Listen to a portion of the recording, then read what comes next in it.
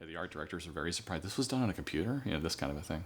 The other software, the West End Film software, there was a company in the Palisades that needed someone to run that software, and I was like the only guy in town that knew it. And so they hired me away from that company, and I went to work for a company that did industrials.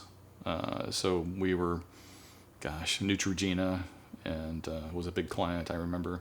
I'm not sure who else. I think the country of Malaysia was a client, so we would do they did these big slideshow presentations where you got like 30, 40, 50 slideshow projectors, and they're doing music and all that kind of stuff. Anyway, they're making all the visuals, been in optical for a very, very long time, and now they were starting to add like animated graphics and things. It was a PC with a completely maxed out number 9 card. I think it had 2 megs of RAM on it, I think, and it was a 16-bit system, I think, at the time, and as much RAM as you could cram into a PC back then, and all that kind of stuff. And we were just rendering on a single workstation. It was off the shelf. Yeah, it was off the shelf. So 86, I think. Yeah, 86. There was a company called ImageWorks in Santa Monica that on 3rd Street, now it wasn't the Promenade yet, it was just 3rd Street, Santa Monica. And they sold software. It was owned by a woman named Karen, and I forget her last name, but she sold software. And she sold digital art software, and she sold Lumina illustration software, anyway, I forget what it's called. Time Arts Lumina, yeah. And anyway, so I would do demos for her. She'd have people come over, want to see how it worked, and I would demo the software.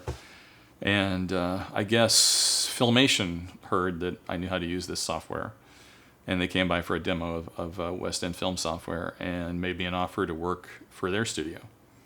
So that was my first union gig, working in a cartoon shop, basically doing Brave Star, which was a first-run syndication TV show that was would come on in the afternoon after kids got home from school.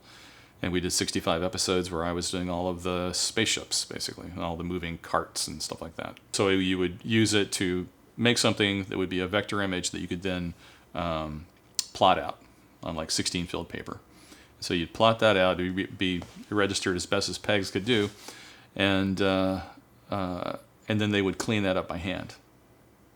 Right, so they knew what it was supposed to look like. They had drawings of what it was supposed to look like, and they would take our very blocky, polygonally plotted thing and make it look sleek, sleeker and more like a drawing. But it did all the perspective moves fairly simply, and no one had to figure that out. And they made a library of moves for the different things so that they had 9 directors. The directors could figure out, like, okay, it swoops in from the top, swoops in from the bottom, goes like this. They just had this sort of standard library of moves for all the things that they could use over and over again.